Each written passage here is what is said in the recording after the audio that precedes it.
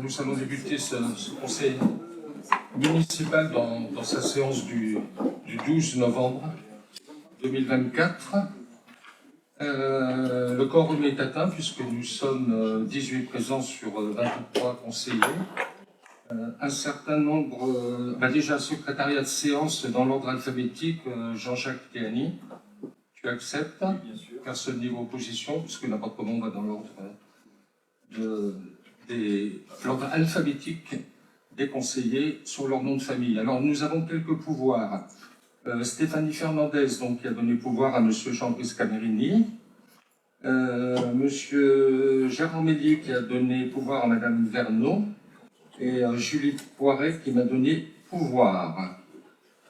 Normalement, c'est tout. Donc nos votes seront sur 18 présents, plus 3 pouvoirs.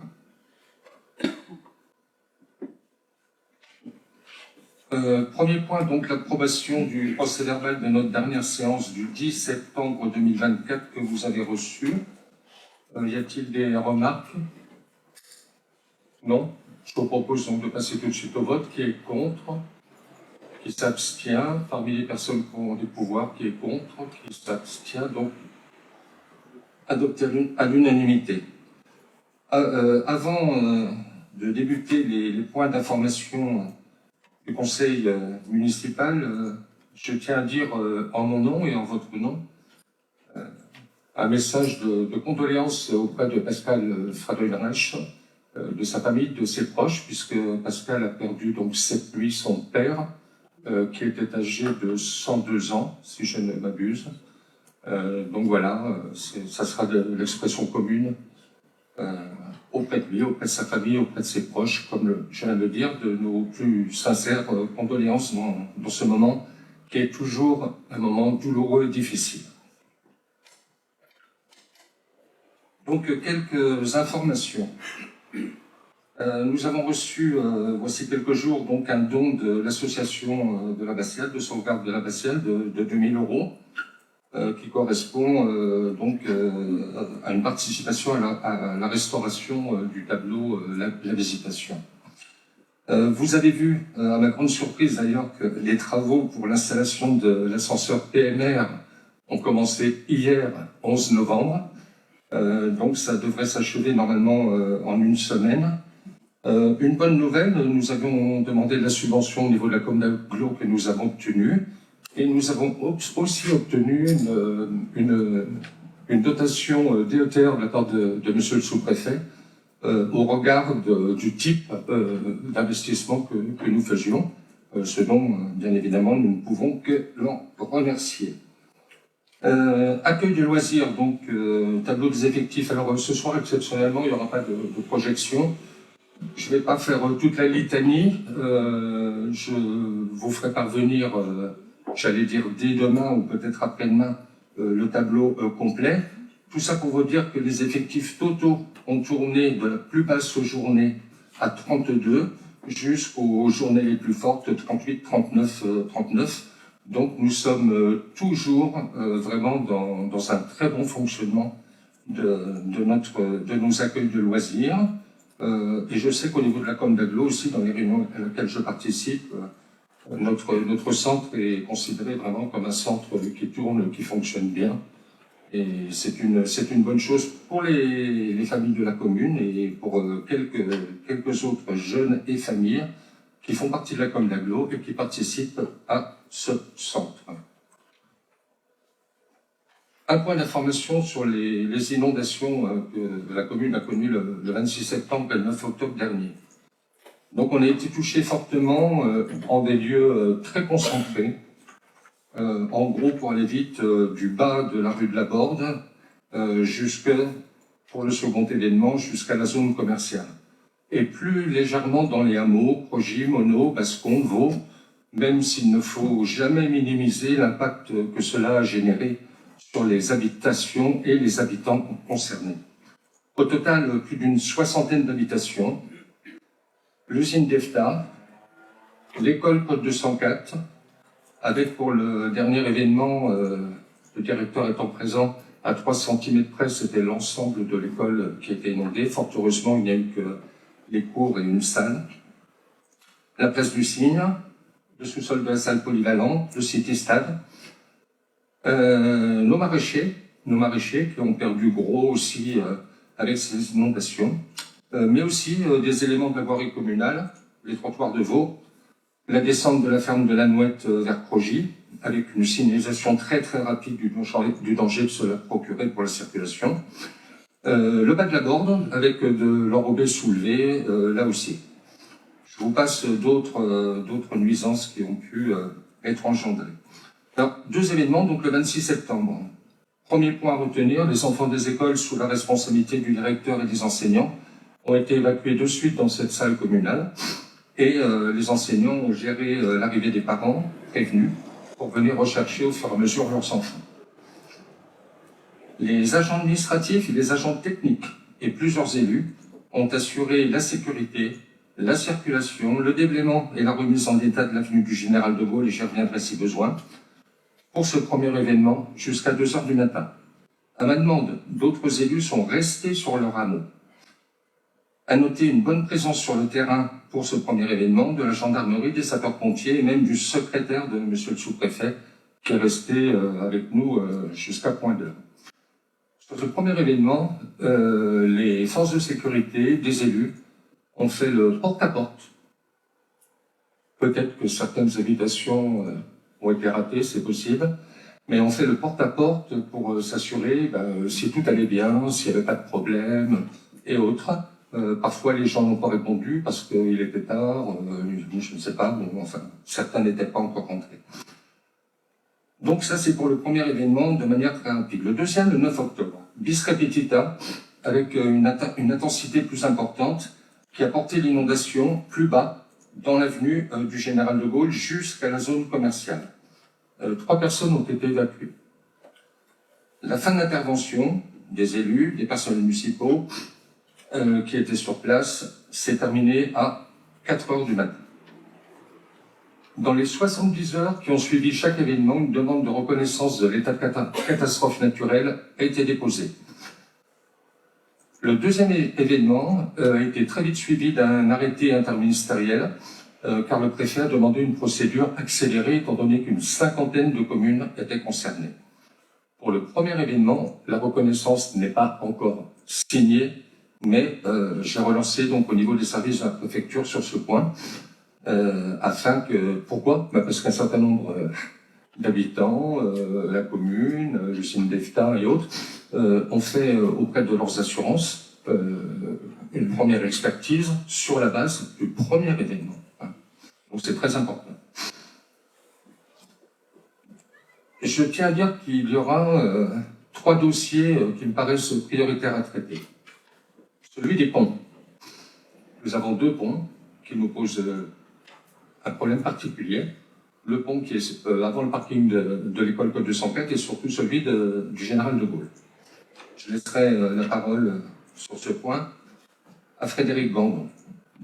Je précise juste, malgré tout, que ce sujet a fait l'état de travaux d'investissement, d'interrogation, de demande de la municipalité, de l'association ADEQV. À l'époque, je me suis entretenu avec plusieurs de leurs représentants dernièrement, et n'a jamais abouti depuis la fin des années 90.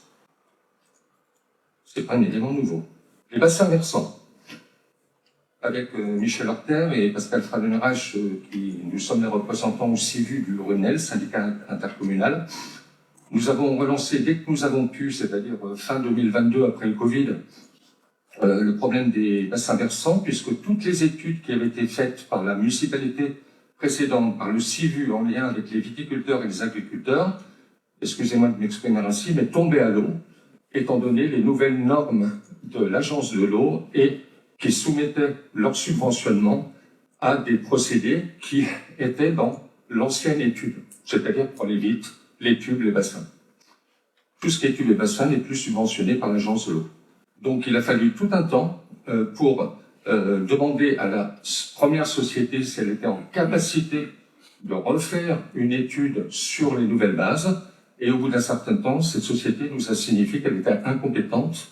Donc, à ce moment-là, le CIVU a redemandé à refaire un appel d'offres sur d'autres sociétés, d'autres bureaux d'études.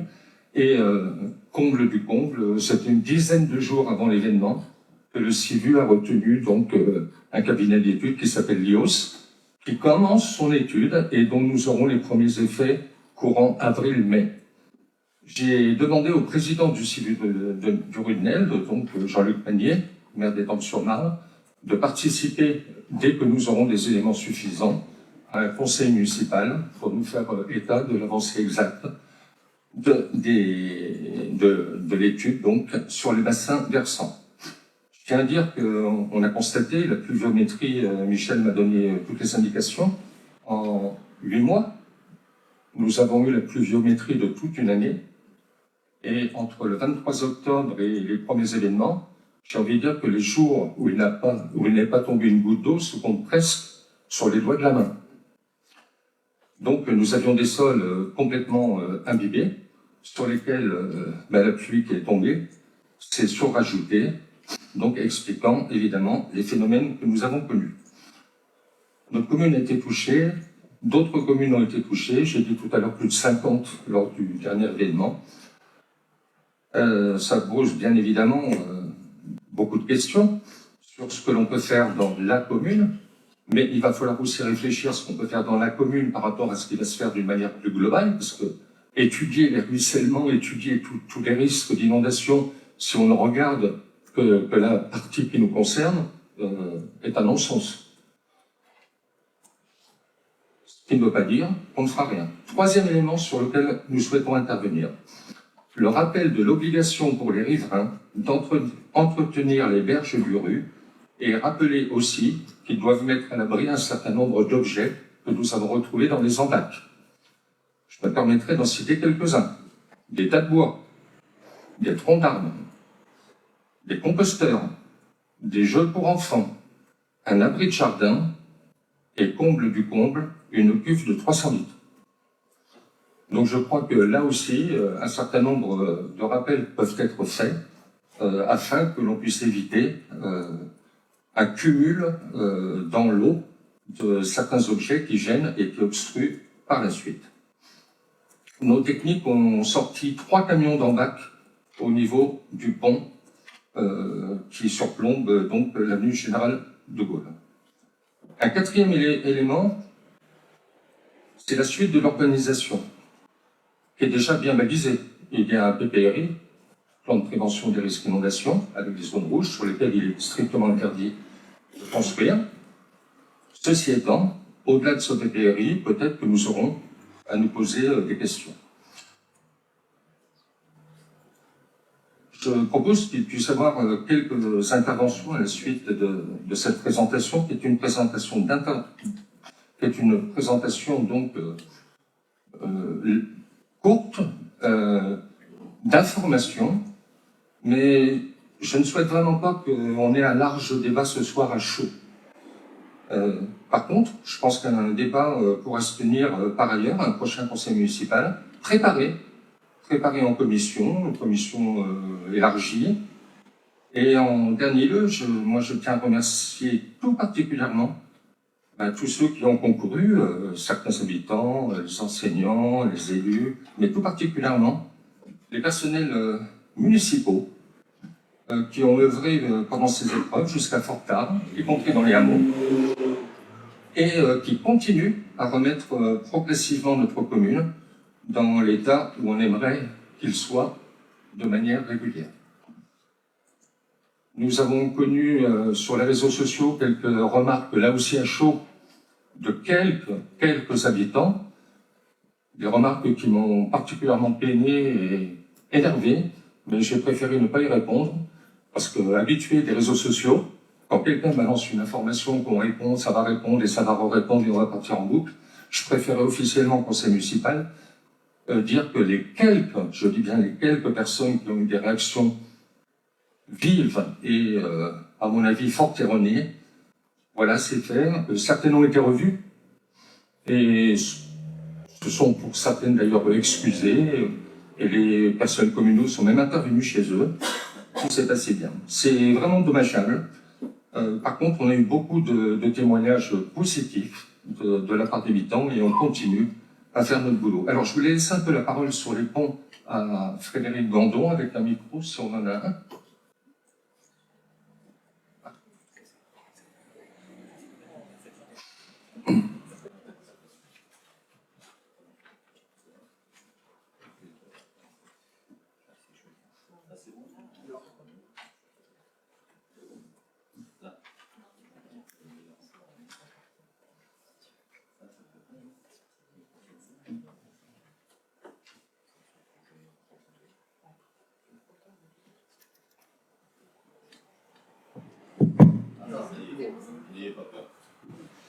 Bonsoir à tous. Alors, je me suis permis de téléphoner à la voirie départementale pour avoir le responsable, de savoir qu'est-ce qu'ils avaient envisagé de faire au niveau du pont Général de Gaulle.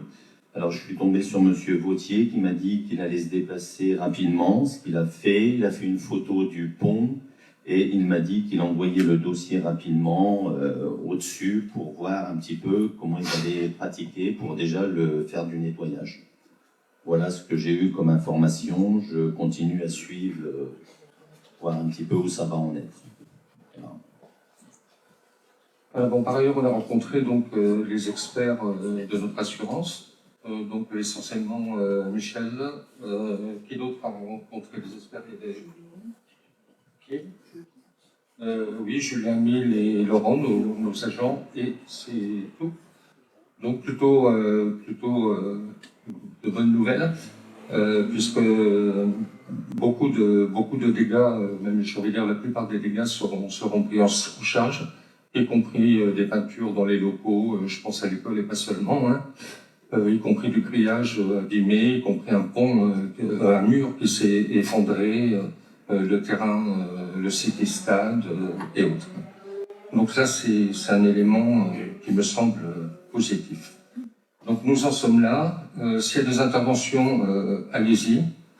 Et encore une fois, je ne souhaite pas vraiment le gros débat à chaud, mais bon, le conseil municipal est composé de conseillers municipaux. Je peux prendre la parole.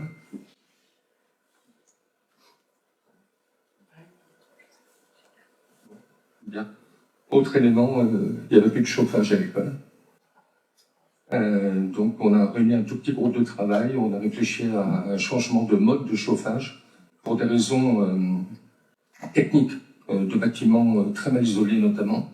On repart sur le même type de chauffage, aussi pour une autre raison, c'est la rapidité des travaux, puisque nous avons trouvé une société qui s'engage à avoir le matériel en 3 semaines et à arrêter les travaux en cours pour que dès qu'ils ont le matériel, effectuer les travaux sur l'école et le bâtiment de la Glycine. Donc voilà où nous en sommes.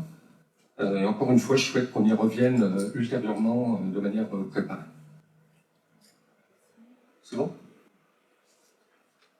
Pour les informations, c'était bon. On va passer aux différentes délibérations, sachant que vous avez vu que vous avez des livres sur table et qu'on va faire passer aussi le registre des délibérations, puisque certains d'entre vous, à certains moments, n'étaient pas là, donc ils pouvaient signer, les petites languettes sont prêtes.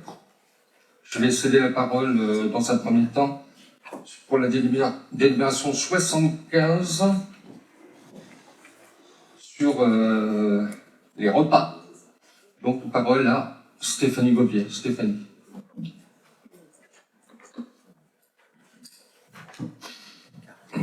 Bonsoir. Donc, je vais vous présenter la délibération 75.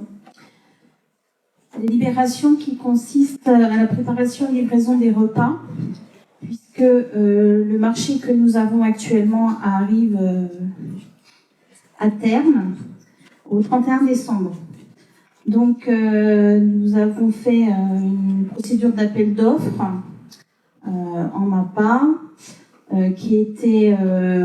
lesquels les sociétés pouvaient répondre jusqu'au 23 octobre. Suite à cet appel d'offres, nous avons 3 sociétés qui ont répondu: CAPS Conseil, Happy Restauration et Armor Cuisine.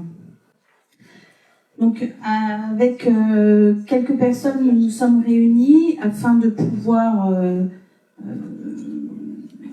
étudier toutes les propositions que nous avions reçues, puisque nous avions plusieurs critères et des sous-critères.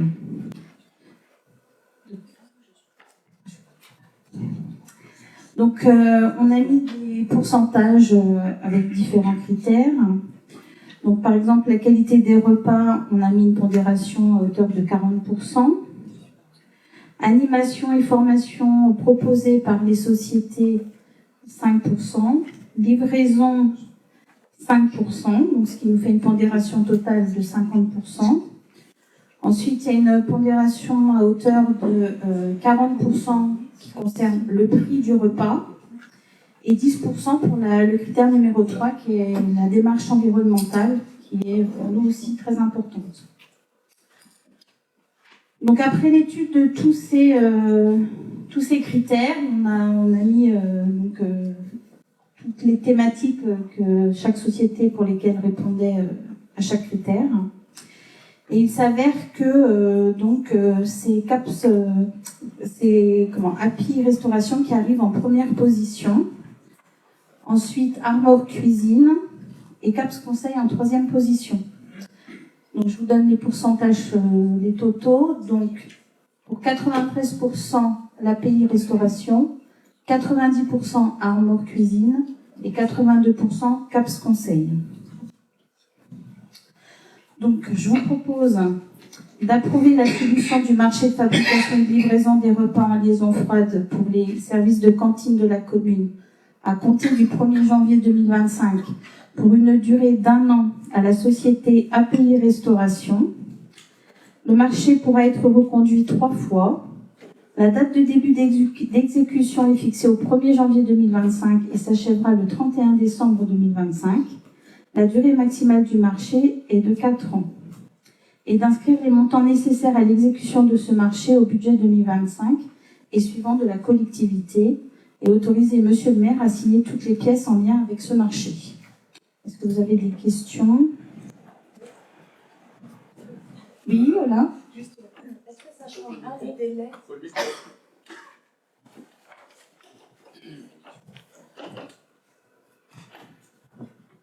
Question pratique.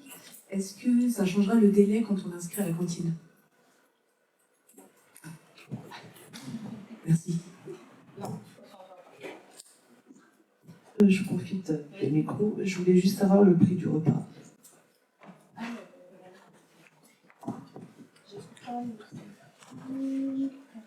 Je regarde, mais je suis pas sûre de l'avoir en... J'ai un total, mais j'ai pas le prix à l'unité.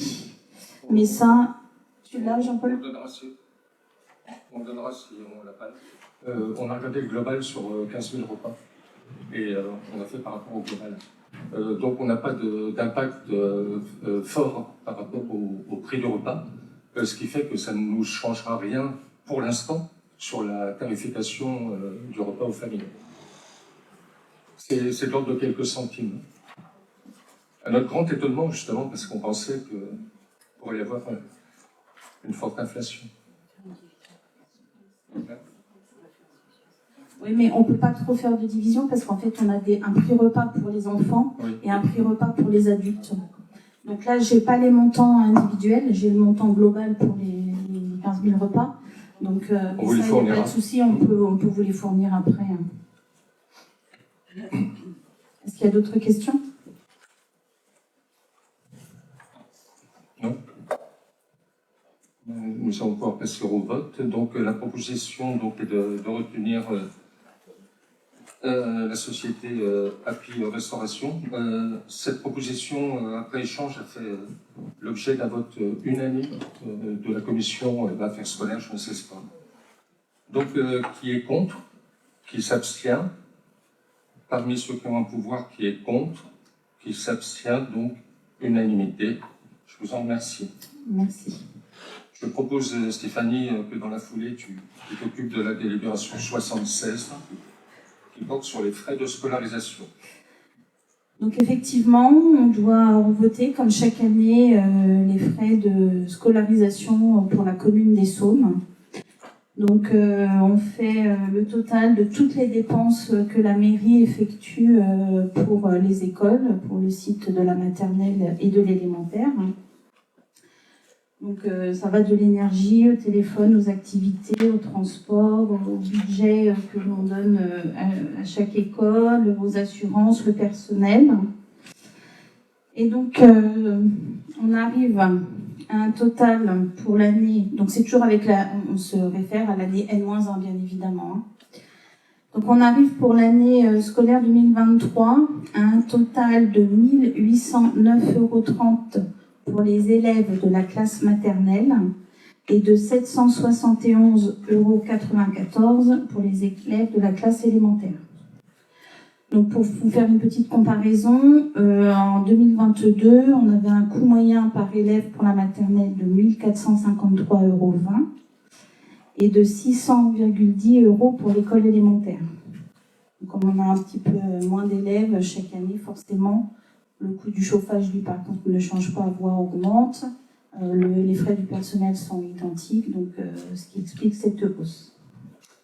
Donc, le conseil municipal, je l'invite à délibérer et à valider l'évaluation du forfait communal ci-dessus présenté.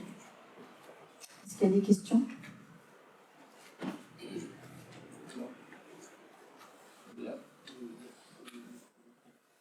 Isabelle, si tu peux poser la question fortement, parce qu'il y a des gens qui regardent et qui t'entendent pas. Je posais juste la question de savoir si on avait des retours des autres communes pour faire un comparatif. J'attendais la question, j'allais préparer la réponse. Oui, puisque comme tu l'avais présenté une fois, il y a le fait si des enfants des Saumes sont scolarisés ailleurs que... À ce jour, nous n'avons eu aucune demande de communes pour lesquelles les enfants des Saumes-sur-Marne ont été scolarisés dans leur commune, ce qui est leur droit par ailleurs. Et à l'inverse, pour un cas, j'ai demandé à un maire du 77 de Seine-et-Marne, et finalement les enfants n'ont pas été scolarisés chez nous. Mais à l'époque, j'avais essuyé un refus me disant que dans le 77, c'était pas pareil. Mais voilà, alors, on va bien voir ce qui se passe. Donc pour l'instant, personne ne s'est signalé. Nous allons pouvoir passer au vote. Donc sur cette délibération 76 qui est contre, un contre, qui s'abstient, une abstention. Parmi les personnes qui ont un pouvoir, qui est contre, qui s'abstient. Donc adopté, moins 2 contre et une abstention. Et nous étions sur 21 ou 22, je me souviens plus. Sur 21. Oui, ça fait 18. Très bien. Je vais céder la parole à Michel Horter pour la délibération 77 qui concerne les travaux de voirie de la rue de la Borde, attribution du marché.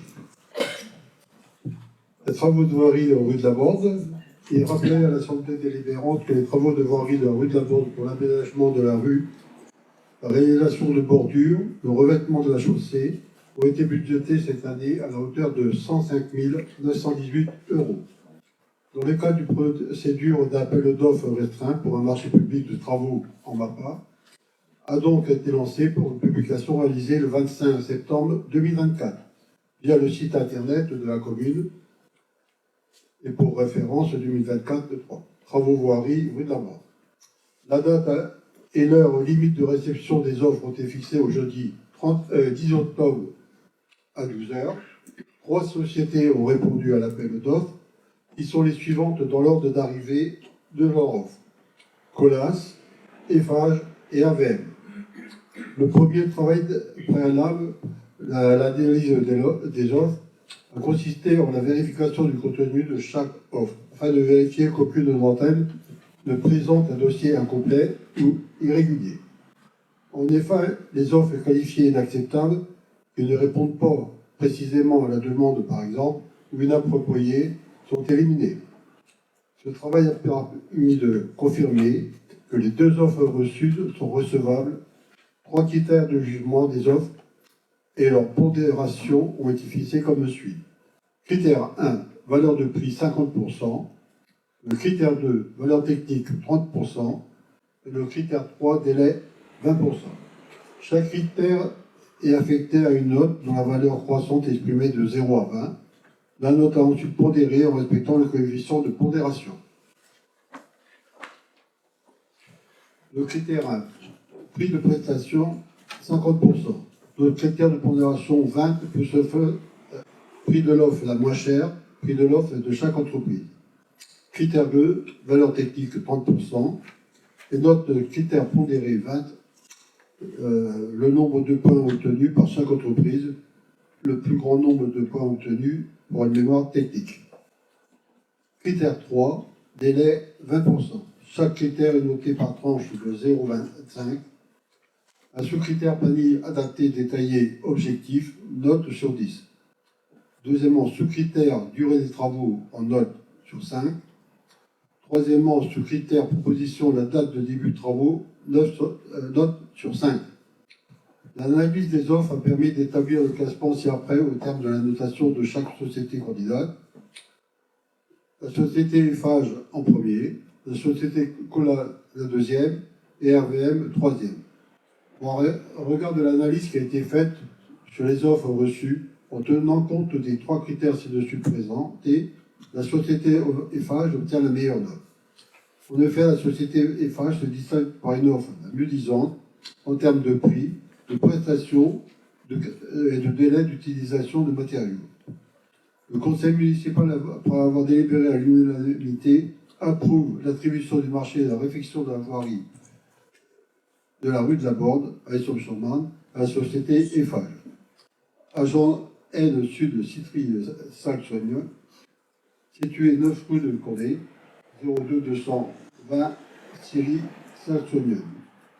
Autorise le maire à signer toutes les pièces en lien avec ce marché. Les crédits sont inscrits au budget de la commune. À l'unanimité, c'est parce que c'est la formule qu'on met avant le conseil municipal. Hein. Donc, en fonction du vote, évidemment, on met. Je crois savoir aussi qu'il y avait un vote unanime de la commission de travaux, hein, si je ne m'abuse, Madame Verne. Non, je n'étais pas à la commission d'appel d'offres. Ça doit être M. Fralebrecht qui est. Non. Ah non, l'appel d'offres, non, parce que cet appel d'offres, on n'avait pas. Oui, excusez-moi. Donc c'est un vote unanime, par contre, de la commission des membres présents de la commission d'appel d'offres. Très bien. S'il y a des questions, allez-y. Oui. Oui, alors il y avait juste une Bien fort. Il y a juste une petite coquille, tout à l'heure, Oui. tu as dit 2, alors que c'est 3. Voilà. Je l'ai noté aussi, tu as raison. Ouais. Bon, par contre, les travaux sont légèrement décalés dans le temps, mais ça, c'est pas de notre fait, ni du fait de la société, parce que Monsieur le Préfet a réquisitionné, on va dire, un certain nombre d'entreprises du bâtiment pour effectuer en priorité des travaux sur des zones très abîmées du département. Et la société Eiffage en fait partie, donc si je ne m'abuse, les travaux vont commencer très prochainement, le 20, si je ne m'abuse. Je ne me souviens plus exactement de la date, hein. Mais ils ont été légèrement décalés, pas énormément, et on en a prévenu, on va en prévenir l'ensemble des riverains. Est-ce qu'on peut passer au vote alors qui est contre, qui s'abstient? Parmi celles et ceux qui ont des pouvoirs, qui est contre, qui s'abstient? Merci pour ce vote à l'unanimité qui va être encore un des éléments qui va nous permettre d'améliorer encore un coin de la voirie communale. Je vais céder la parole à Xavier Christophe Lecomte pour les travaux de voirie chemin de la Sens. Alors pourquoi les travaux pour Xavier Christophe Lecomte? C'est parce que là, il ne s'agit pas de choisir la société, mais il s'agit donc de présenter et de faire adopter l'offre de concours. Et il va vous expliquer ça très bien. Xavier. Merci, bonsoir à toutes, bonsoir à tous. Vous me permettrez un petit salut amical à Stéphanie Peuvin qui ne peut pas être des nôtres ce soir puisqu'elle est souffrante, donc on pense bien à elle. Ainsi que d'autres Ainsi que d'autres. agents de la L'offre de concours se rapporte aux travaux de voirie envisagés sur le chemin dit de la Sens.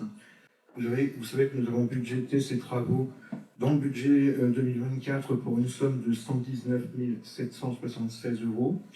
Et nous avons sollicité l'entreprise L'Évêque, qui est surtout utilisatrice de ce chemin, pour participer financièrement à ces travaux, étant précisé que s'agissant d'un chemin, nous ne sommes pas subventionnables au titre de la subvention APVN Partenariat Voirie.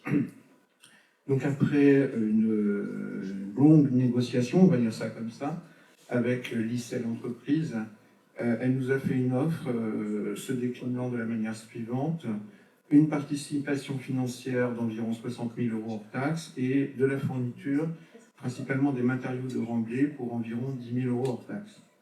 Cette participation, qui nous semble tout à fait intéressante, permettra ainsi un financement à hauteur d'environ 70% du total du projet.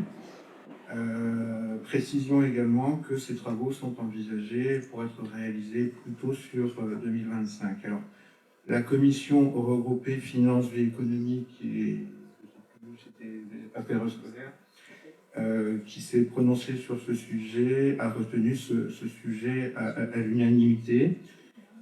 Et donc, sauf vos observations et remarques éventuelles, je vous invite à délibérer ce sujet.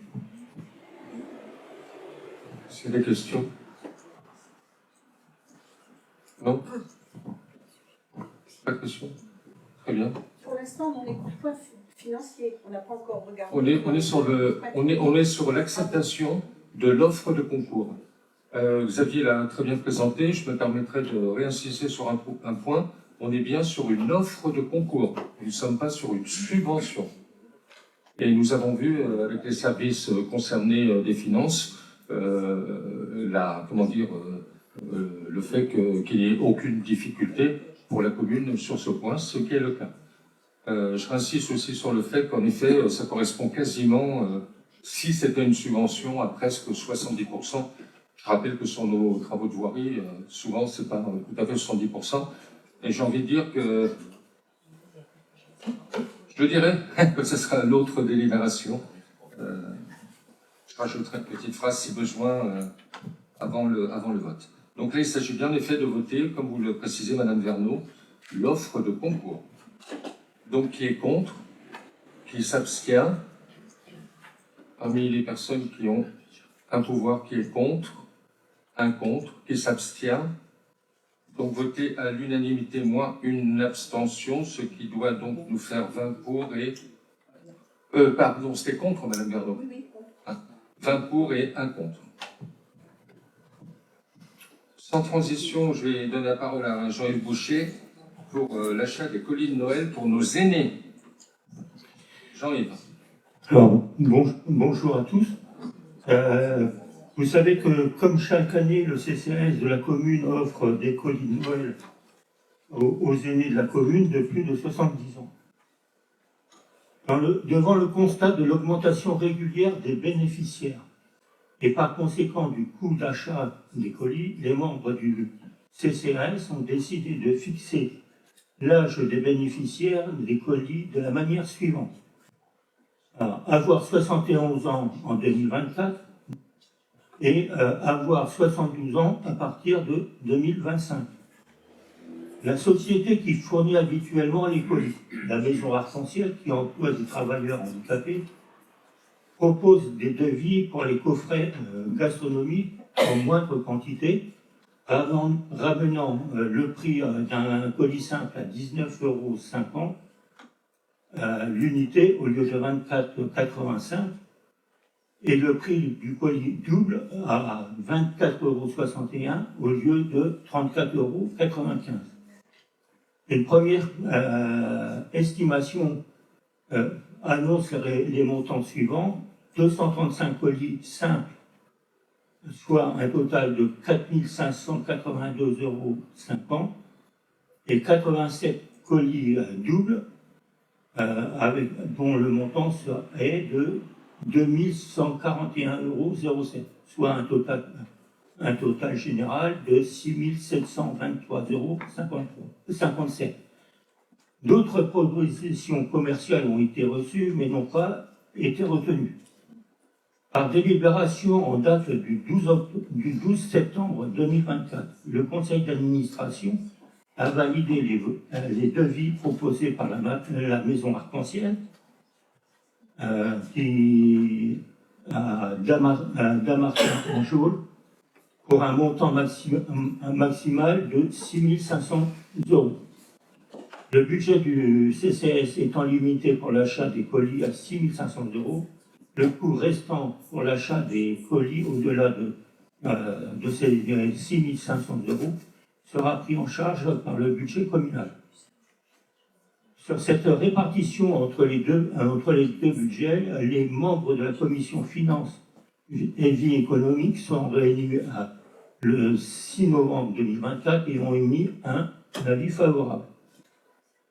Donc, le conseil municipal, après avoir délibéré, approuve le choix de la Maison Arc-en-Ciel pour la fourniture des colis pour les aînés de la commune et approuve la prise en charge d'une partie des colis de Noël sur le budget communal.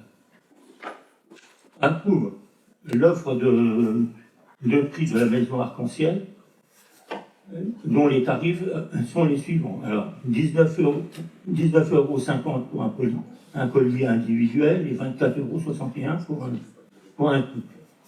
Autorise le maire à signer les devis correspondants et dit que les crédits sont inscrits au budget de la commune. Si vous avez des questions. Pas de questions? Moi, je propose de passer tout de suite au vote. Donc, qui est contre? Qui s'abstient? Parmi les conseillers qui ont un pouvoir, qui est contre? Qui s'abstient? Merci pour ce vote unanime au bénéfice de nos anciens. Délibération 80. Donc, je vais redonner la parole à Xavier Christophe Lecomte, puisqu'il s'agit de la fixation des tarifs pour les encarts publicitaires pour la parution du bulletin municipal. Donc, c'est le projet de règlement du bon de commande et des conditions générales pour validation. Xavier. Ben voilà, tu as tout résumé. Donc c'est une délibération, j'allais dire 3 en 1. Les tarifs, effectivement. Les tarifs, alors je vais peut-être faire l'impasse sur la méthode qui nous a permis de déterminer les tarifs que l'on vous propose ce soir. Vous en avez quelques pages dans la note de synthèse. Si vous avez des observations, bien évidemment, on y répondra. Donc sachez que les tarifs que vous retrouvez en page numéro 11 dans la note de synthèse, en tout cas pour moi c'est page numéro 11, ce sont des tarifs qui sont plus bas que ceux que l'on constate localement. Ce sont des tarifs qui sont prévus soit pour une publication, soit pour 2 publications consécutives. Il y a un tarif normal, il y a un tarif association, et puis il y a un tarif majoré quand un annonceur souhaite occuper la dernière page du bulletin municipal, puisqu'il semble que ce soit la page la plus regardée du bulletin municipal. Que puis-je vous ajouter là-dessus? Les annonceurs, alors nous avons des annonceurs habituels, nous avons un plombier de la commune, nous avons un spécialiste du burger et nous avons une entreprise de pompes funèbres qui est sur la commune d'à côté, qui reviennent régulièrement dans nos différentes publications. Voilà ce que je voulais dire en rentrée dans de très grosses lignes. Sur le règlement des encarts publicitaires, donc là c'est un règlement qui a vocation à être diffusé sur le site internet de la commune. Et sur le bon de commande, c'est comme le bon de commande que vous avez peut-être connu le plus jeune dans le catalogue de la Redoute. Vous avez la première page où vous dites tout ce que vous commandez et la deuxième page, les conditions de la commande. Une petite précision, l'annonceur qui souhaite diffuser son annonce dans notre bulletin municipal va remplir le bon de commande. Nous allons effectivement en prendre possession et après publication du bulletin, on émettra un titre de recette et à ce moment-là qu'il y aura le paiement. J'espère avoir fait aussi bref et aussi complet que possible. Avez-vous des observations? Observation. Je vais juste ajouter une précision, c'est un projet qui a été voté, qui a été présenté lors de la commission du 6 novembre et qui a été retenu, je vais y arriver, à l'unanimité des membres de la commission. Très bien. Je te remercie pour ton intervention. En effet, il y a 5-6 pages de présentation pour les conseils municipaux et c'est une étude qui a été quand même très précise, très technique. Il faut le souligner. Peut-être un élément qu'il faut peut-être ajouter quand même, c'est que la publicité ne pourra pas couvrir plus de 7% et demi de la totalité du journal. Ça, c'est un point important. Et le deuxième, c'est que le directeur de publication pourra refuser certains annonceurs sur la base essentiellement des bases essentiellement, j'ai envie de dire, déontologiques. Hein. Donc voilà, donc il y a une maîtrise certaine des annonceurs, des coûts qui vont être beaucoup plus bas que la précédente régie qui nous a quittés voici quelque temps. Ça va nous permettre de refinancer nos publications municipales sur la base de 1 à 2, une à deux parutions. Voilà. J'espère qu'elle va être votée, et si elle est votée, j'ai envie de dire qu'on est quelques élus, au moins 2 voire 3, à pouvoir être à pied d'œuvre dès demain matin pour la recherche des annonceurs. Si d'autres conseillers ont des possibilités aussi, n'hésitez pas. Tout nouvel annonceur ou annonceur renouvelé seront les bienvenus. Donc, s'il n'y a pas d'intervention, on va passer au vote. Qui est contre? Qui s'abstient? Parmi ceux qui ont le pouvoir, qui est contre? Un contre. Qui s'abstient? Donc, adopté à 20 pour et 1 contre. La prochaine délibération, c'est la délibération 81, si je ne m'abuse, c'est bien cela? Oui. Alors, je ne lis que le titre, Xavier, hein, je ne raconte pas tout. Décision modificative de régularisation comptable. Voilà une phrase bien hermétique que tu vas te faire un plaisir de nous énoncer. En espérant être clair, alors il s'agit d'une décision, de 2 décisions modificatives qui concernent l'amortissement, si vous préférez ce terme, des subventions que nous avons perçues lorsque nous avons acquis des biens amortissables. Vous savez, quand nous investissons soit dans des biens non amortissables, soit dans des biens amortissables. Le non amortissable, par exemple, ce sont les terrains. Les biens amortissables, par exemple, c'est une nouvelle voiture. S'agissant des biens amortissables, lorsque ceux-ci sont financés en partie par des subventions, nous sommes tenus d'amortir la subvention de la même manière que nous amortissons le bien. Donc, si notre voiture, pour reprendre notre exemple, si elle est amortie sur 5 ans, ça veut dire que la subvention que l'on a perçue pour l'acquérir, eh bien, elle est également subventionnée sur 5 ans. La règle du prorata temporis s'applique aussi. Au cas particulier, première délibération modificative, il s'agit de modifier la comptabilisation que nous avions fait à l'époque concernant un bien qui ne permettait pas d'amortir la subvention. Donc ça concerne, je ne sais plus les biens par contre, je sais plus ce que c'était, ça concerne, non ça c'est avant, ça concerne 2 titres 209 et 445 du coup que nous avons dû annuler, puis refaire pour passer les acquisitions et les subventions dans les bons comptes. C'est l'objet de la première délibération modificative que vous avez sur le milieu de la page 14. Deuxième délibération modificative qui suit en début de page 15. Donc là, il s'agit de constater les subventions, l'amortissement des subventions sur les dernières acquisitions, les derniers investissements réalisés par la commune. Est-ce que c'est clair pour vous? Je ne suis pas sûr d'avoir été aussi clair qu'en commission. C'est bon? C'est bon? Ou est-ce qu'il faut que je... Non, mais... Bon, tu veux. Bon, tout simplement, pourquoi on amortit les subventions de la même manière qu'on amortit les biens qui ont été acquis par la commune? C'est tout simplement pour donner une image fidèle du patrimoine de la commune. Ça peut nous servir, par exemple, si un jour on a besoin de négocier un emprunt. L'idée, c'est, quand vous amortissez un bien sur 5 ans, tous les ans, la valeur du bien au bilan, si on fait la différence entre le prix d'acquisition et l'amortissement, ben, elle diminue. Et ben, la subvention, ça doit être la même logique. Au départ, quand le bien est acquis, on met la subvention telle qu'on l'a perçue, puis tous les ans, on en enlève un cinquième, in fine, au bout des 5 ans, on est à 0, comme la valeur du bien. Donc comme ça, notre bilan, il est propre. C'est bon? On peut passer. On n'a pas voté? Non. On va passer au vote. Donc, qui est contre? Qui s'abstient? Parmi les pouvoirs, qui est contre? Qui s'abstient? Donc, adopté à l'unanimité. Nous allons passer à la délibération 82. Alors, je ne dis simplement que le début, comptabilité M57.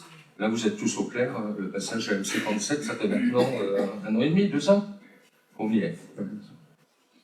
Alors, il s'agit tout simplement de compléter. Vous savez, nous avons une délibération générale qui a défini la durée d'amortissement de nos différentes immobilisations. Il se trouve que c'est le projet du jour. On a besoin de compléter cette délibération générale pour des biens qui n'avaient pas été prévus initialement. En l'espèce, il s'agit de bandeaux LED et de bornes d'éclairage qui sont prévues pour l'escalier de la salle polyvalente. Donc on vous propose d'ajouter le compte concernant ce bien, donc c'est le compte 21 534, je dirais plutôt l'article d'ailleurs, c'est mieux, pour une durée d'amortissement de 5 ans. Avez-vous des observations sur ce point? Non. Donc, je propose qu'on passe directement au vote. Qui est contre? Qui s'abstient? Parmi les pouvoirs, qui est contre? Qui s'abstient? Donc, unanimité, 21 pour. Nous allons passer donc de la 82 à la délibération 83 qui concerne l'association La Table Ronde. Ah oui. Alors, l'association La Table Ronde est une association qui a régulièrement des activités sur la commune, et notamment le 3 novembre dernier, elle a organisé un événement sportif qui a inclus notamment une randonnée VTT, un trail, ainsi qu'une balade familiale à VTT et à pied. Lors de cette manifestation, la commune a mis à disposition gracieusement du matériel, des barrières, des éléments de sécurité. L'association nous a sollicité pour l'octroi d'une subvention, donc nous en avons discuté lors de la commission du 6 novembre.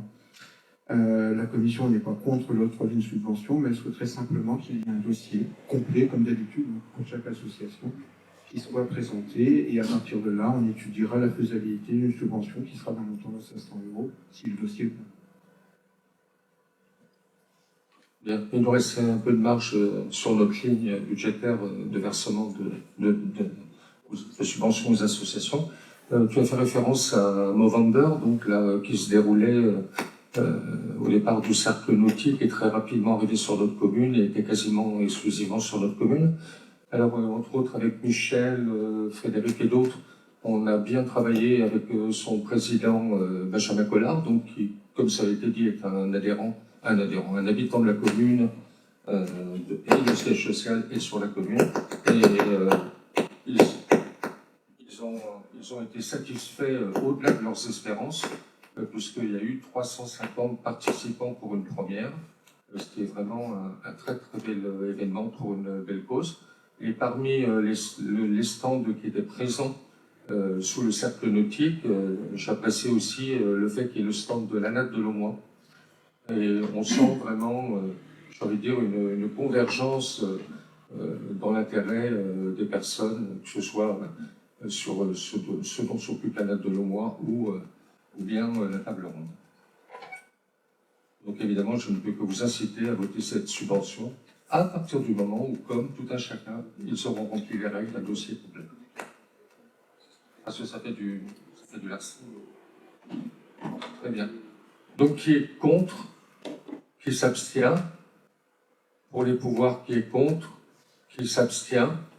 Donc vote à l'unanimité. Nous en arrivons à la décision modificative numéro 2. Alors, pour approbation, délib 84, modification numéro 2. Pour approbation, c'est une des deux qui a été remise sur table. Donc c'est toujours à toi, Xavier. Alors,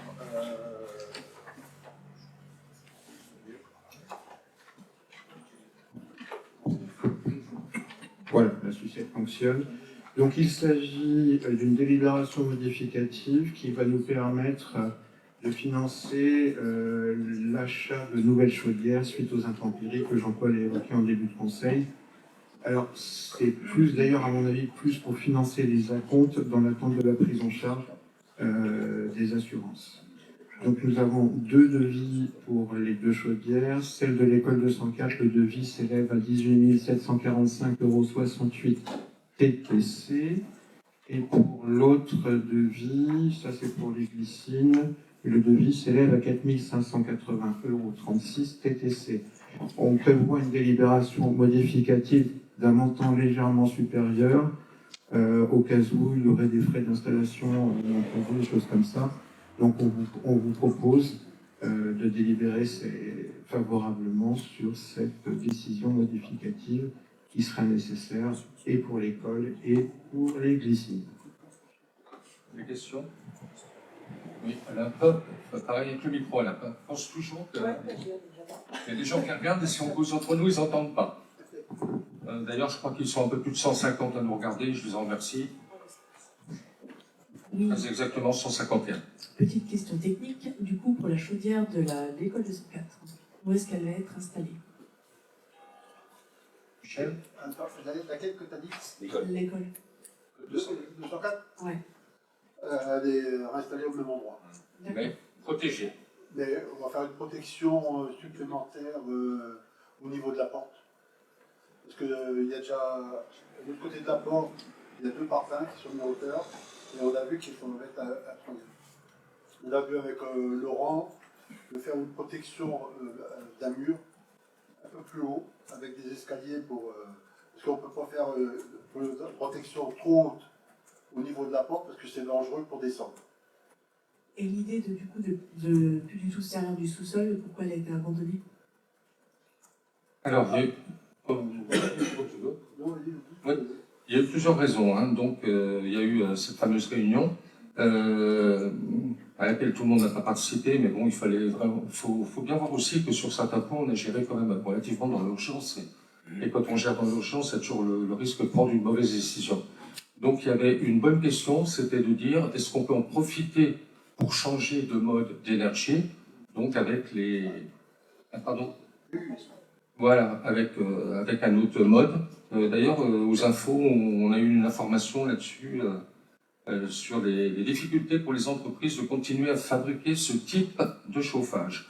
Voilà, et donc il y avait des arguments pour, des arguments contre, y compris de la part de membres qui sont plutôt favorables au changement d'énergie, mais on était loin, très loin d'être sûr d'avoir un gain énergétique et financier. Alors je redis parce qu'on avait des problèmes de bâtiments non isolés. Après, il y a des problèmes de contrat parce que par rapport à un gros bâtiment, on était obligé en plus de garder notre chauffage gaz qui permettait de faire l'appoint lors de froids un peu trop conséquents. On a pris contact avec monsieur le maire de Nogent, Dominique Duclos. On a pris contact parce que eux, ils ont fait aussi le même type de travaux. Et ils ont gardé en effet, et ils ne sont pas en capacité pour l'instant de nous dire s'il y avait vraiment un gain, parce que c'était seulement 6-7 mois, je crois, que c'était fait. Donc mesurons le pour et le contre. Le troisième argument, c'était la rapidité d'intervention. Et là, il n'y avait plus photo. Hein, il n'y avait plus photo. Donc ceux qui étaient à fond pour un autre mode de chauffage, bon ben voilà, mais encore une fois, parmi ceux qui étaient à fond pour ce nouveau mode de chauffage, il y avait de fortes réticences et il y avait aussi une volonté de rester au niveau du gaz pour l'instant. Non, c'était pas ma question. C'était si on changeait ou pas de système, on avait dit qu'on ne pouvait pas remettre au sous-sol par la suite des inondations justement. Donc pourquoi est-ce que ça... Non, en fait, ça ira parce que ce sera sécurisé. Ça va être sécurisé. Ça va être isolé carrément. Ça va être isolé, voilà. Et par rapport aux glycines, il y avait aussi un peu le sujet, donc aux glycines, ça va être surélevé si je ne m'abuse, et là, ça sera une hauteur normalement qui devrait aller. Voilà, donc c'est pas un choix, j'ai envie de dire, idéologique, loin s'en faut, c'est un choix pragmatique qui finalement a regroupé quasiment l'essentiel des gens qui étaient à cette réunion de travail Un samedi matin. On se réunit un samedi matin. Voilà.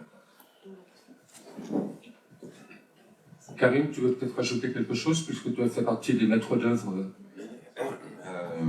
Oui. Alors après, sur les solutions, ouais, effectivement.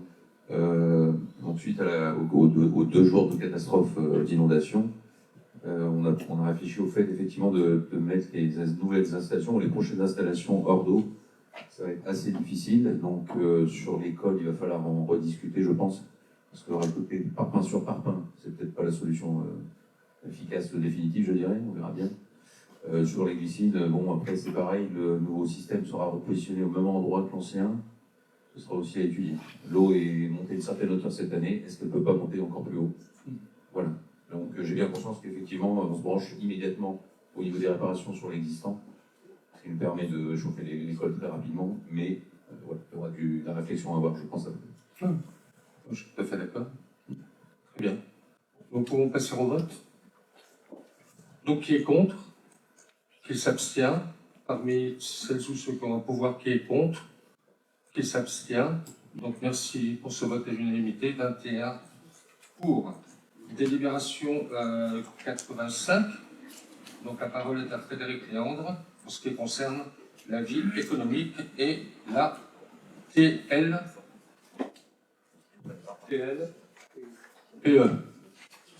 Alors bonsoir.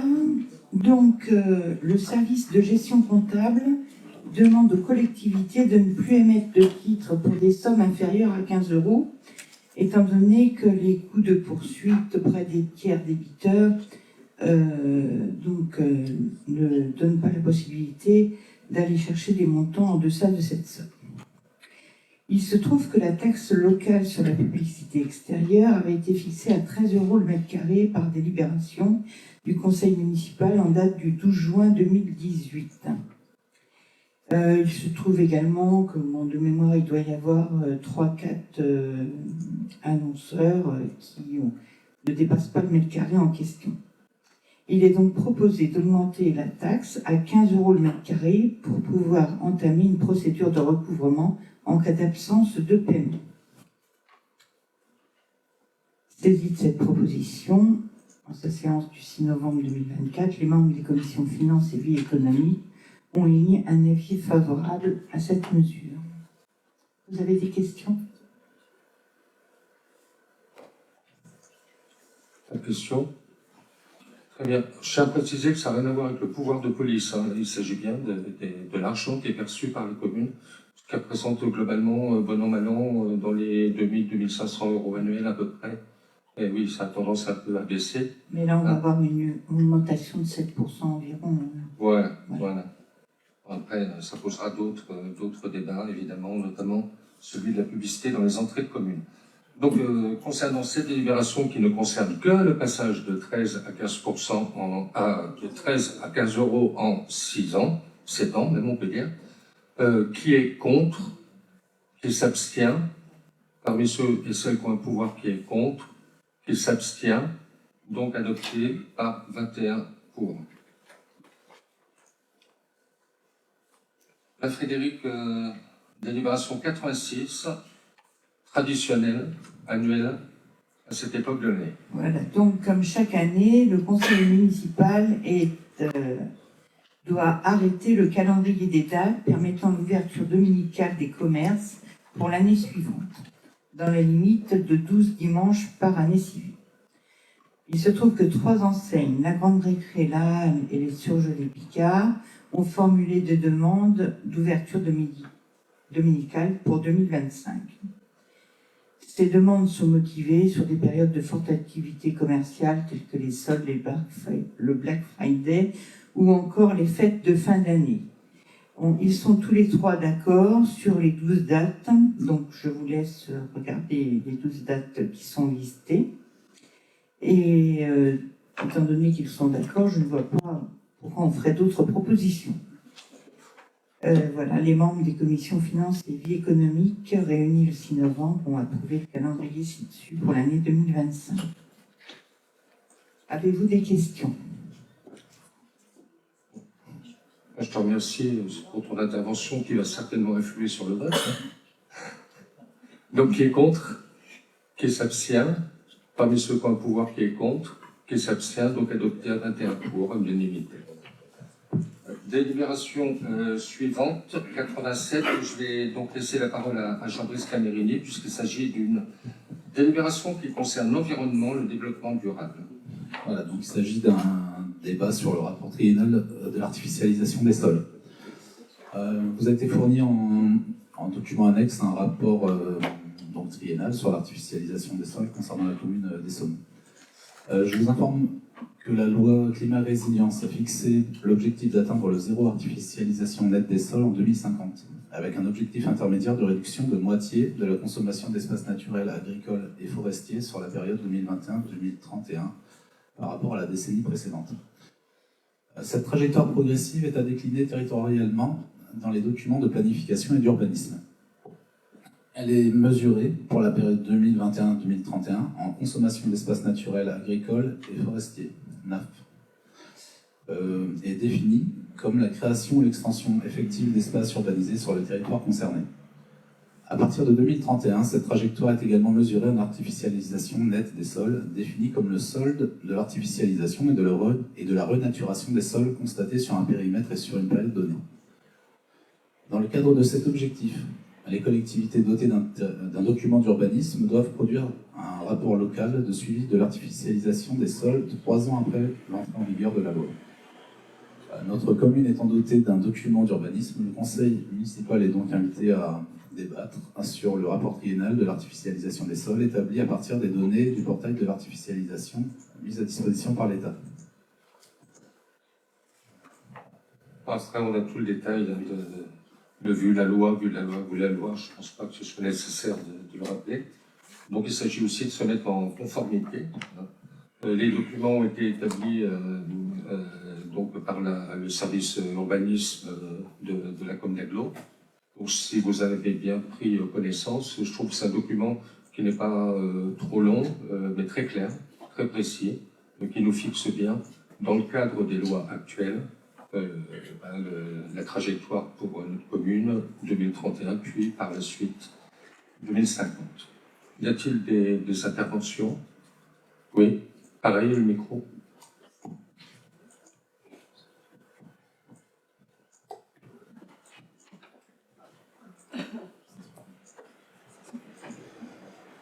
Oui, alors moi c'était juste une question par rapport aux données qu'il y a dans le rapport. Il est indiqué qu'on a au niveau voirie et voie ferrée éventuellement, on aurait fait 210 000 mètres carrés, un peu plus de 210 000 mètres carrés, qui correspond à 21 hectares, ce qui est beaucoup, qui correspond à 6 fois, enfin au moins 4 fois le quartier des Coquelicots. Si j'ai regardé sur le site internet, ça date de 2016, qu'est-ce qu'on a fait comme travaux en 2016 qui ont généré autant de consommation? Alors c'est juste pour apporter une précision, parce que je prends le micro, ce sera mieux. J'ai été effectivement sur le site, comme le rapport que l'on a reçu invite. Et effectivement, on constate que entre 2011 et 2022, nous avons effectivement occupé 28 hectares et quelques en artificialisation nouvelle. Et dans ces 28 hectares, on a 21,5 hectares de voies ferrées. Et alors là, je m'étonne, je n'ai pas vu de métro dans la commune. Je ne pense pas qu'on ait construit un nouveau TGV. Sur la période, alors je suis allé voir plus loin dans le rapport, ce seraient des constructions qui dateraient de l'année 2016. Donc je suis un peu intrigué par ces chiffres. Je pense que le rapport mélange des informations qui ne nous concernent pas avec des informations qui nous concernent. Il faut vérifier qu'on n'ait pas de la SANEF dedans non, on est bien sur des voies ferrées. Les routes sont comptabilisées différemment. Et les voies, la voirie est beaucoup moindre puisqu'on est à peu près on est à 0,1 hectare de voirie nouvelle. On va vérifier tout ça, hein? Ok. Non, j'insiste bien, c'est comptabilisé différemment. On a bien 21,5 hectares de voies ferrées et 0,1 hectare de routes nouvelles. Oui. 0,1 hectare de route nouvelle, ça ne me surprend pas. Ça ne me surprend pas, sachant que les voies font au minimum 6 mètres, 6 mètres 50 au minimum. Ça me surprend pas trop sur ce point. Tu veux le micro?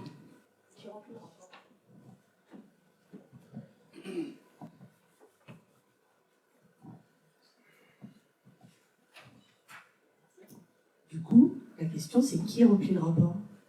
Pardon? Qui donne les informations? Qui remplit ce rapport du coup? Je t'ai dit. Excuse-moi.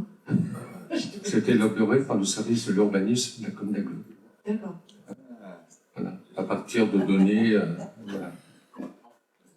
Et Donc on va faire une vérification, peut-être qu'il y a une autre compréhension de notre part, on va voir, on va vérifier. Moi je n'incrimine surtout pas le service urbanisme de la commune d'Aglo, que ce soit bien clair. Bien. Alors, juste pour information, la commune d'Aglo a récupéré l'information sur un Bien site sûr. de l'État. Donc, Bien sûr. Bien sûr. Juste qu'il y a un problème au niveau du Bien sûr. comptabilisation de l'État.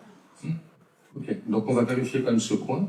Je crois que ça, mis à part ce, je ne pense pas que ça remette en cause le vote global. Si c'est modifié, on en informera le conseil municipal. En fait, Moi, je vois pas, c'est pas ça, c'est que ça nous engage pour l'avenir. Puisque en nouvelle consommation, dans les 10 prochaines années, on doit être limité à 50% de ce qu'on a fait sur les 10 dernières années. Grosso modo, c'est ça. Donc Bien. si on part sur un chiffre qui n'est pas bon... Alors, je demande information et rectification si besoin. S'il n'y a pas de rectification, et bon, on le revotera dans son intégralité avec les explications qui nous seront faites le mois prochain. Ok, ça marche. Reporté. Nous arrivons à la 88, c'est cela? Oui. Donc, ressources humaines. Ah, mais c'est pour moi. Donc, le régime indemnitaire qui tient compte des fonctions, des suggestions, de l'expertise, de l'engagement professionnel, de ce qu'on appelle, par son acronyme, le RIFSED. Délibération complémentaire à la délibération que nous avions établie en 2020, le 10 juillet. Donc, je rappelle à l'Assemblée que le Conseil municipal a délibéré, le 20 février 2024 pour apporter une modification sur le régime indemnitaire mis en place pour le personnel, donc appelé RIFSEP, que cette modification apportée consistait à supprimer le versement de cette indemnité dans son intégralité. Je rappelle qu'il y a une part fixe que l'on appelle l'IFSE et une part variable qui s'appelle le CIA, proratisée selon la durée de l'arrêt, dès le premier jour d'arrêt maladie ordinaire, et cela à compter du 1er janvier 2024. Si le centre de gestion de la fonction publique de l'Aisne a d'abord omis de présenter cette décision au sein du comité social territorial, la commune a finalement reçu, ce qui nous avait empêché de délibérer à l'époque, la commune a finalement reçu une réponse favorable par courrier en date du 8 octobre 2024. Le comité ne se prononçant pas sur une application rétroactive de la décision, il est donc proposé au conseil municipal de délibérer à nouveau, cette fois-ci, pour une instauration au 1er janvier 2025, donc ça veut dire sans faire jouer de rétroactivité. Y a-t-il des questions? Non? Très bien, je propose qu'on passe au vote directement. Donc qui est contre? Qui s'abstient? Parmi ceux qui ont le pouvoir, qui est contre? Qui s'abstient? Donc vote à l'unanimité, 21 pour. Nouveau la parole à Frédéric Léandre pour la délibération 89. Voilà, il s'agit de recruter un agent contractuel à temps non complet. Alors, explication. Dans la volonté de gestion optimale du service accueil de la mairie, il est proposé de modifier l'organisation actuelle qui repose sur 3 postes qui se relaient de manière à assurer à la fois l'accueil physique et téléphonique des usagers et le service de délivrance des titres d'identité, ainsi évidemment que l'ouverture de la mairie tous les samedis matins. Actuellement, cela représentait 2 équivalents temps plein et un poste sous contrat PEC de 20 heures hebdomadaires. le contrat de l'agent contractuel sur un remplacement d'un agent indisponible à temps complet a pris fin le 31 octobre et n'a pas été reconduit. En lieu et place, nous vous proposons de recruter un agent contractuel sur un poste non pas à temps complet, mais sur un contrat à durée déterminée de 20 heures par semaine. Il se trouve que ce recrutement pourrait se faire à compter du 1er janvier 2025 et en précisant que si la France Travail a la possibilité de nous créer un poste PEC d'ici avant 2025, ce recrutement pourrait être anticipé au 1er décembre 2024, dans les mêmes conditions. Est-ce que vous avez des questions? Donc, que ce soit France Travail, que ce soit la mission locale, il y a un certain contingent qui est accordé pour les parcours emploi compétences. Et ben, quand on arrive au mois d'octobre, au mois de novembre, parfois ces contingents sont épuisés. Donc j'ai essayé de voir avec la directrice de France Travail, y compris parfois des harmonisations entre différents départements ou autres. Là, il n'y a pas de possibilité. Par contre, bien évidemment, comme l'a expliqué Frédéric, dès qu'il y aura une opportunité, il sera accordé quelque chose pour notre commune. Alors pourquoi uniquement avec France Travail? C'est parce que la personne qui a fait l'objet d'un avis favorable du jury, au regard de son âge à 27 ans, donc il ne peut plus dépendre de la mission locale. Donc c'est uniquement avec France Travail. Voilà. Y a-t-il des questions? Non? On passe au vote. Qui est contre? Le stylo. Qui s'abstient? Parmi les porteurs de mandat, pardon, tu t'abstiens? Je te le dis là, non. D'accord. Attention, parmi les porteurs de mandat, qui est contre? Qui s'abstient? Donc, adopté moins 3 contre, une abstention, ce qui va nous faire 17 pour, si je ne m'abuse, 3 contre et une abstention. Toujours la parole. Délibération 90. Alors, si vous le voulez bien... On va pas tout lire. Non, et je vais vous parler de la 90 et de la 91, qui n'en font qu'une, et ensuite on pourra voter chaque point. Alors, en fait, la 90, il s'agit d'une employée communale qui se consacre à une nouvelle mission depuis février 2023 et qui ne peut plus exercer en qualité d'agent entretien pour des raisons médicales. Sa nouvelle mission consiste à apporter une aide et une assistance auprès des personnes vulnérables, âgées ou isolées de la commune, en leur rendant divers services tels que faire des courses, tenir compagnie, accomplir des démarches administratives, accompagner en balade ou à des rendez-vous médicaux par exemple. Devant le constat d'une demande croissante, il a été proposé de conforter l'agent dans cette mission et par conséquent de mettre son grade en adéquation avec le travail réalisé.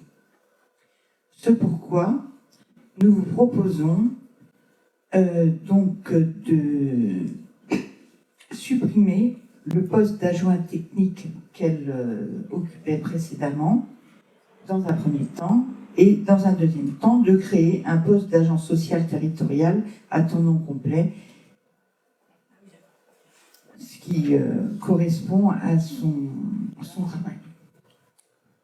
Avez-vous des questions? Non.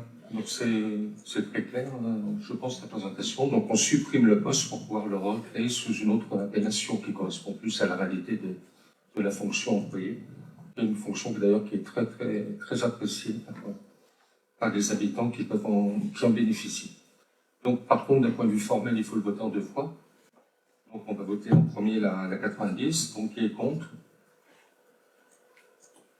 qui s'abstient. Parmi les conseillers qui ont un pouvoir qui est contre, qui s'abstient, donc voté par 18 pour, 2 contre et une abstention.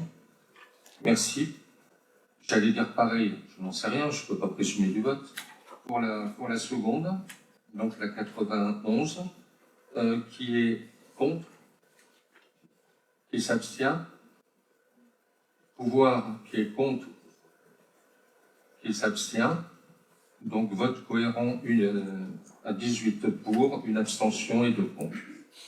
Nous allons passer à la 92. Frédéric, tu as toujours la main. Alors, dans le même état d'esprit, on va parler de la 92, de la 93 et de la 94. Il s'agit maintenant d'une employée communale qui dispose actuellement d'un double poste pour réaliser à la fois des missions périscolaires à hauteur de 10 heures par semaine et de missions administratives à hauteur de 22 heures par semaine.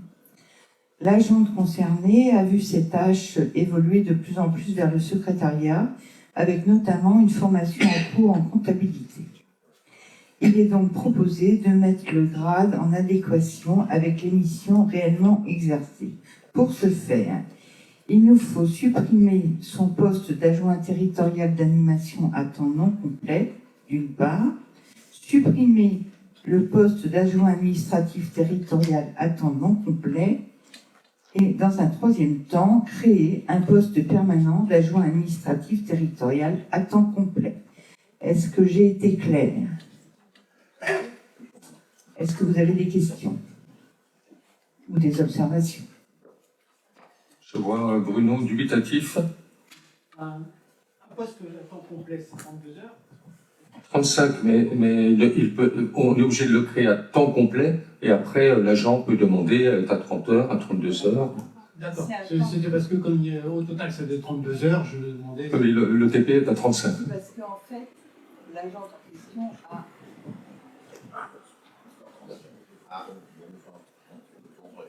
En fait, l'agent en question est sur un poste à temps complet, mais a demandé un 90%. Ce qui, dans certains cas, est de droit, d'ailleurs. Très bien. Donc là, c'est pareil, j'ai envie de dire que ce sont des délibérations de mise en cohérence. Donc là aussi, d'un point de vue formel, on est obligé de voter les trois fois. Donc la 92 en premier, que je ne me trompe pas. C'est bien ça? Bien. Donc la 92 qui est contre, qui s'abstient. Parmi les pouvoirs qui est contre, qui s'abstient. Très bien, voté à 19 pour, une abstention, un contre. 93, donc là c'est la suppression du poste d'adjoint administratif d'un temps non complet. Vous êtes... Oui, pardon. Ah, je n'ai pas vu le deuxième contre. Je recommence. Excusez-moi. Deux fois il y a eu deux contre, c'est ça? Non, excusez-moi. Pardon. Non. J'étais un peu rapide là. Donc 18 pour, 18 pour, 2 contre, une abstention. Très bien. Donc on revient à la suivante, la 93, qui est contre, qui s'abstient. Parmi les pouvoirs qui est contre, qui s'abstient. Donc j'ai bien noté, même vote, 18 pour, une abstention, 2 contre. 94, qui est contre, qui s'abstient, avec les pouvoirs qui est contre. Donc là aussi, vote cohérent des conseils municipaux, avec 18 pour, une abstention et 2 contre. On en arrive à la fin. Très bien. Alors, quelques informations agenda. Donc, il va y avoir, alors je ne me trompe pas dans les dates, le jeudi 14 novembre, c'est bien ça, Jean-Brice, hein, à partir de 16h, une sensibilisation par des agents de la commune d'Aglo autour du compostage partagé. Donc, ça se situera aux composteurs qui sont justement à côté des glycines, hein, donc dans l'allée qui nous permet de rentrer dans la rue, pardon, qui nous permet de rentrer à l'école, le code 204. Il y en avait déjà une précédemment? Pardon? Ah, à 17h. Donc je redis bien cette fois-ci, jeudi 14 novembre, à partir de 17h. Les croqueurs de pommes ont demandé, comme chaque année, donc la possibilité de faire la taille des arbres de la commune, notamment du verger pédagogique, Virginie. Donc, alors là, c'est samedi. c'est samedi prochain. Ah, le micro a lâché. Bien.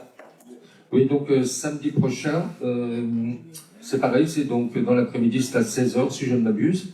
Donc on doit faire d'ailleurs un peu de pub sur nos réseaux sociaux, lettres, newsletters et compagnie. Peut-être que ça mérite aussi peut-être un peu de pub au niveau des écoles, on le signalera au niveau des deux écoles. C'est toujours un plaisir d'accueillir les croqueurs de pommes, donc et M. Gerlet, le président.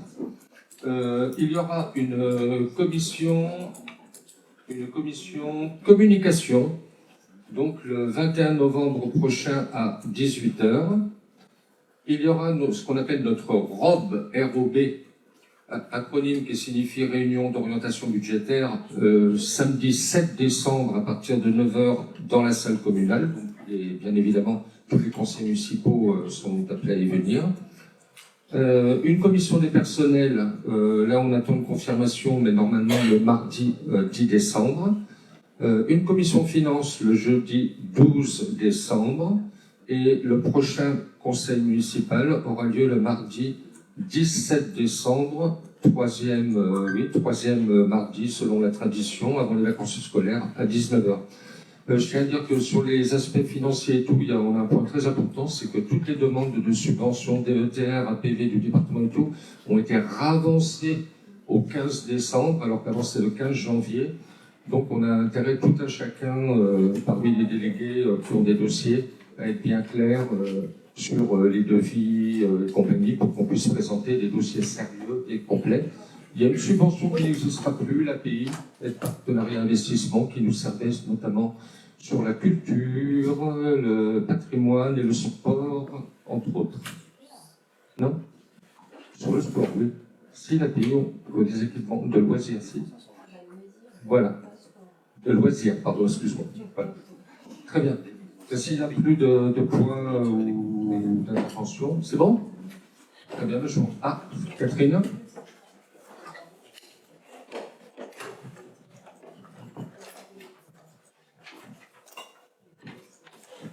Voilà, j'ai une petite question au niveau de la sécurité, au niveau du ruisseau dans la montée des coquelicots. J'ai constaté, je pense que suite aux inondations, il y a eu un affaissement du talus. Il y a d'ailleurs des rubans de protection. Et je voulais savoir ce qui pourrait être fait. Enfin, j'imagine que c'est pas dans l'immédiat, mais je pense qu'il y a un petit problème de sécurité, parce qu'il y a pas mal d'enfants qui traînent par là.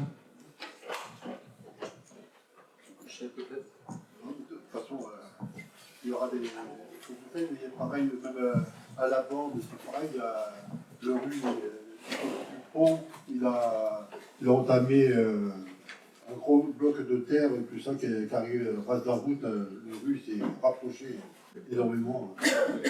Et puis tout ça, il va falloir sécuriser ça, mais au niveau des rues, on ne peut pas faire n'importe quoi. Il faut faire attention. Mettre n'importe quoi. Il y a une première sécurisation qui a été mise en place, on voit qu'elle est insuffisante, il faudra la renforcer, hein, ça c'est clair. Ouais. Très bien, je vous remercie beaucoup, bonne soirée à vous et bonne continuation.